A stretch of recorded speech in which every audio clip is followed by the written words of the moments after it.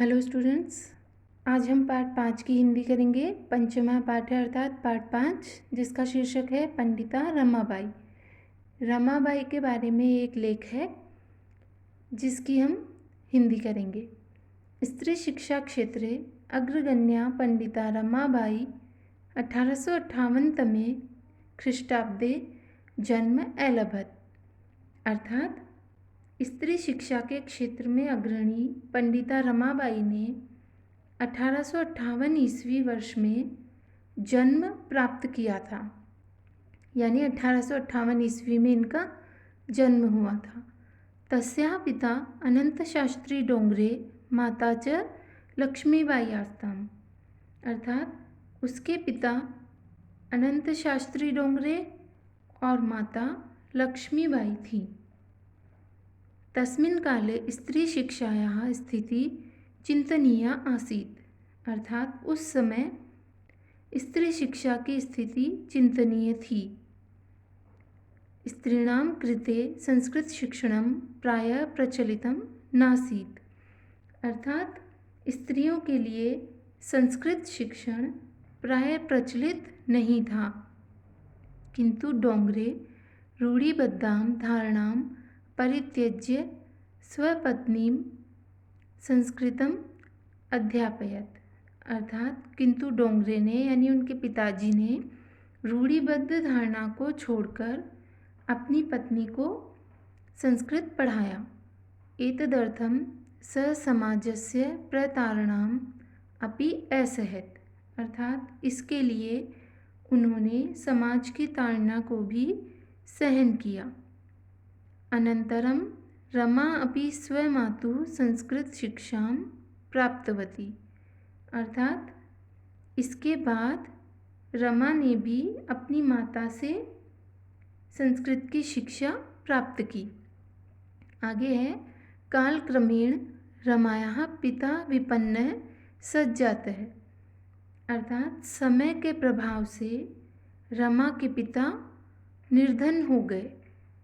तस्याः पितरौ ज्येष्ठा भगिनी च दुर्भिक्ष पीड़िता दिवंगता।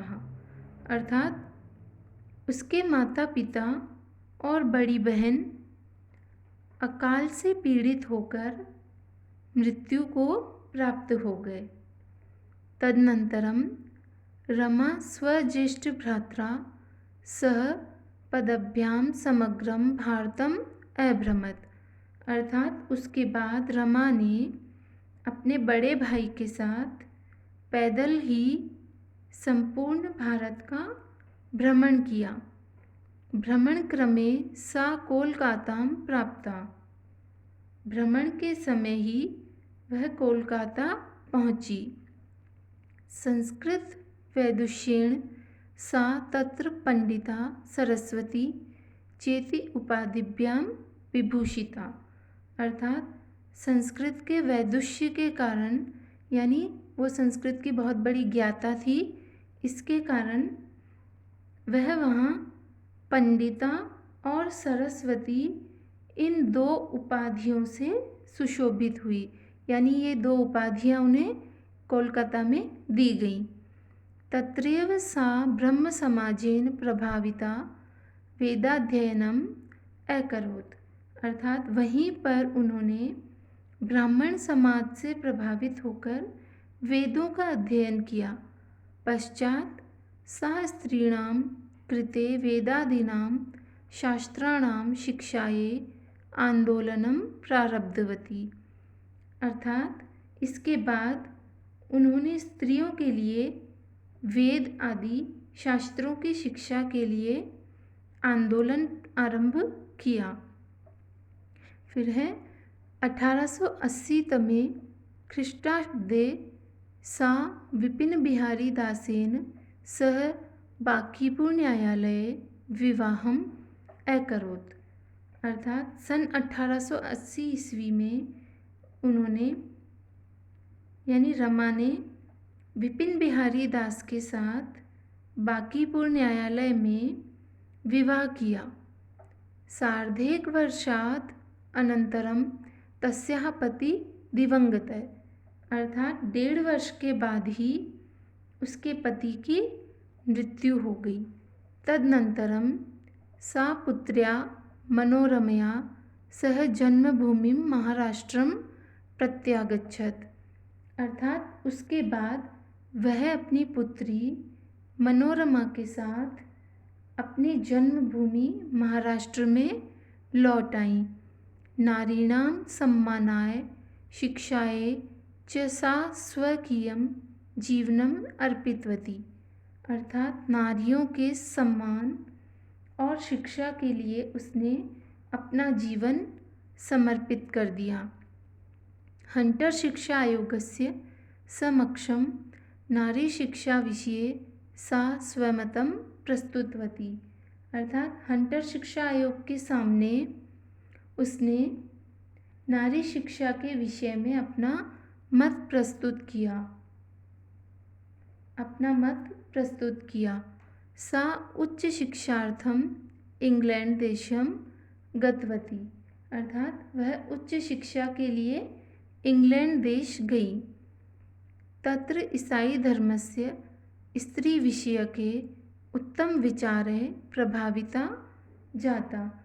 अर्थात वहाँ वह ईसाई धर्म के स्त्री विषयक उत्तम विचारों से प्रभावित हुई। अब हम आगे देखते हैं। आगे है इंग्लैंड देशात रमाबाई अमेरिका देशम अगच्छत। अर्थात इंग्लैंड देश से रमाबाई अमेरिका देश चली गई। तत्र सा भारतस्य विधवा स्त्रीणां सहायतार्थम अर्थसंचयम अकरोत्। अर्थात वहाँ उन्होंने भारत की विधवा स्त्रियों की सहायता के लिए धन एकत्रित किया। भारतं प्रत्यागत्य मुंबई नगरे सा शारदा सदनम अस्थापयत। अर्थात भारत लौटकर मुंबई नगर में उन्होंने शारदा सदन की स्थापना की। अस्मिन् आश्रमे निस्सहाया स्त्रियः निवसन्ति स्म। अर्थात इस आश्रम में बेसहारा स्त्रियां रहती थी। तत्र स्त्रियः मुद्रण टंकण काष्ठकलादीनाच प्रशिक्षणमपि लभन्ते स्म। अर्थात वहाँ स्त्रियां छपाई, टंकन, काष्ठकला आदि का प्रशिक्षण भी प्राप्त करती थी। परम इदम सदनम पुणे नगरे स्थानांतरितम जातम। अर्थात किंतु यह सदन पुणे नगर में स्थानांतरित हो गया। ततः पुणे नगरस्य समीपे केडगांव स्थाने मुक्ति मिशन नाम संस्थानम तया स्थापितम। अर्थात उसके बाद पुणे नगर के समीप केडगांव नामक स्थान पर उसने मुक्ति मिशन नामक संस्थान की स्थापना की। अत्र अधुना अपि निराश्रिताः स्त्रियः ससम्मानं जीवनं यापयन्ति। अर्थात यहाँ आज भी बेसहारा स्त्रियां सम्मानपूर्वक जीवन बिताती हैं। 1922 तमे ख्रीष्टाब्दे रमाबाई महोदयायाः निधनम अभवत्। अर्थात सन 1922 ईस्वी में रमाबाई महोदया का निधन हो गया था। सा देश विदेशानाम अनेकासु भाषासु निपुणा आसीत्। अर्थात वह देश विदेश की अनेक भाषाओं में निपुण थी।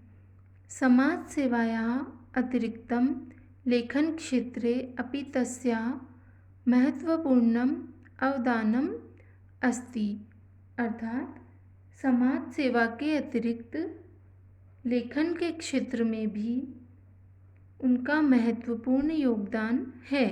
स्त्री धर्म नीति हाई कास्ट हिंदू विमेन इति तस्याः प्रसिद्धं रचनाद्वयं वर्तते, अर्थात स्त्री धर्म नीति और हाई कास्ट हिंदू विमन, ये उनकी 2 प्रसिद्ध रचनाएं हैं।